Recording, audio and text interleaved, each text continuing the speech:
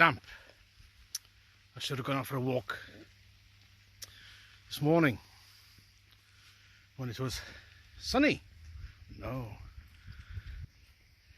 I just wanted to catch up on my news. That's a bit of a dead... Never mind. So how's it working out for you? 100 and... Well, where are we now? July? 120 odd days since 5th of July. We have a police state. As I told you before, as I keep on telling you, this is how a police state operates. What it does to Alison Pierce and what it does with a two-tier policing. Certain individuals either get a rap in the wrist or not investigated even in the first place. Other people face disproportionate. Oh, by the way, Reform are now launching a private prosecution against the two men who allegedly assaulted those three women police officers at Manchester Airport, breaking the nose of one, hospitalising all three of them. So that was in late July. CPS still haven't made a charging decision since then. Nearly 4 months on, let alone that they'll go anything magistrate's court from referral to Crown Court, because it is a, remember, it is a very serious criminal offence. There is a specific piece of legislation that deals with assaulting members of the emergency services. Except 4 months on, that hasn't been touched. It hasn't been enacted. They're going about their merry way. So Ben Habib is funding this for Reform to bring about their private prosecution to at least force the hands, but as somebody told me, perhaps the CPS wouldn't want to let it go through, or the Department of Justice, because it probably would expose just how many others there are, how many other cases where the CPS haven't bothered to bring a prosecution and vote. So this action against, actually 3 police forces are involved. It's the Sussex Police, the Met Police, and it is onward referred to Essex Police.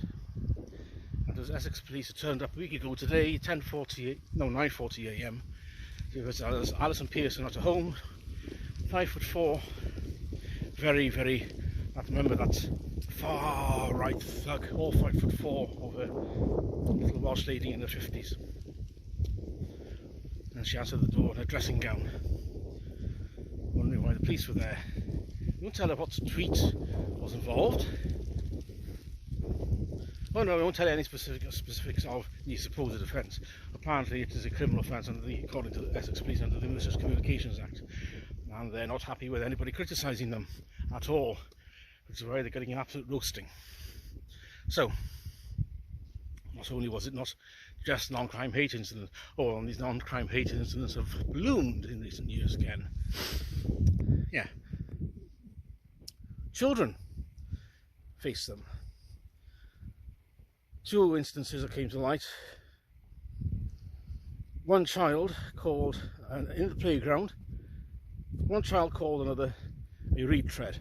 You know what I mean by that. I can't say the real word because of the AI voice recognition will strike against this video. So one child called another a retread. Another child said another one smelled of fish. Both instances, police were involved and they visited the homes of those children and recorded a non-crime hate incident, which will be on their record now until they die, and it will come up in an advanced disclosure barring services check, which means they can't work in the public sector, can't work with children, can't work in education, can't volunteer probably, and so on and so on and so on. The playground, for one child saying things to another at the playground. When I was that age, we said a lot worse. We did a lot worse. If we didn't like it, or somebody didn't like it, they would probably go and tell the playground supervisor, Mister, little Johnny over there, he said some dirty words. I didn't like it. And either the teacher would probably say, deal with it. Or, if it was bad, go along and tell little Johnny, you're a naughty boy, don't do it again. Escalate to a slap around the ear, don't do it again. If it was worse than that, drag him by his ear, see the head teacher, and probably end up with a slipper or the cane, don't do it again. But no. Now, what is even worse than that, get excluded for a while. But words, calling somebody you smell like a fish, now involves a police visit and lodged against the record as a non-crime hate incident. Seriously, this is where the Unity Party has got you. This is where the ideology of be kind, do no harm, respect everyone.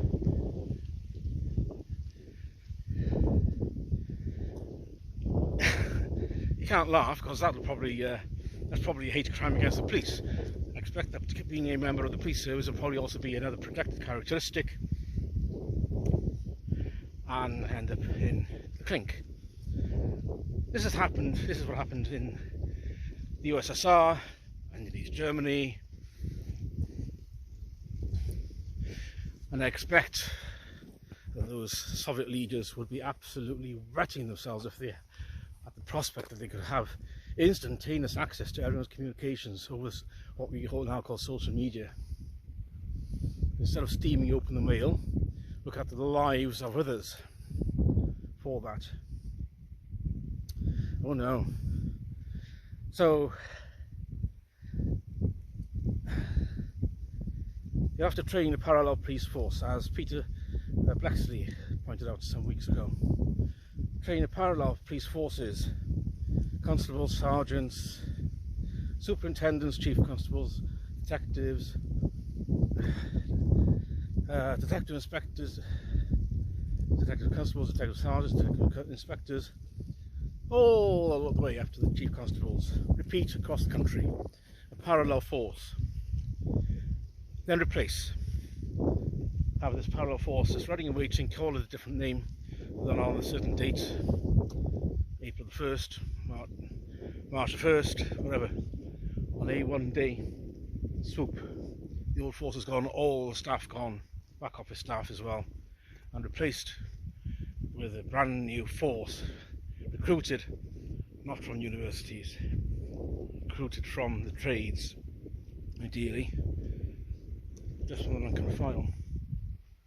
I'm wondering if I haven't seen any racist dogs around here. I haven't seen any yet. I'm up by the farm. Because remember, this is the racist countryside where ethnic minorities are apparently not allowed. With a field divert. Yes, excuse me, we get phlegm still. Apparently they feel victimised, they feel threatened. I'm not coming out here. They're seeing all the whiteys and the racist dogs. They feel threatened by dogs, apparently according to the left buffer, which we pay for in taxpayer funded reports. That's where we're stuffed, aren't we? So, Michelle, how did your vote for Labour go, eh? 120 something days are we now in? How did that go? Hello Michelle, I'm living in rural Wales. Yeah, you live near Monmouth. You're some sort of a marketing manager or something like marketing executive. You live in some cottage on an estate near Monmouth. It's nice and pricey down there. You're ideal for Labour fodder, aren't you? Oh well, enjoy your tax rises, enjoy your racist whales, the racist dogs and all the shit stuff. Try that.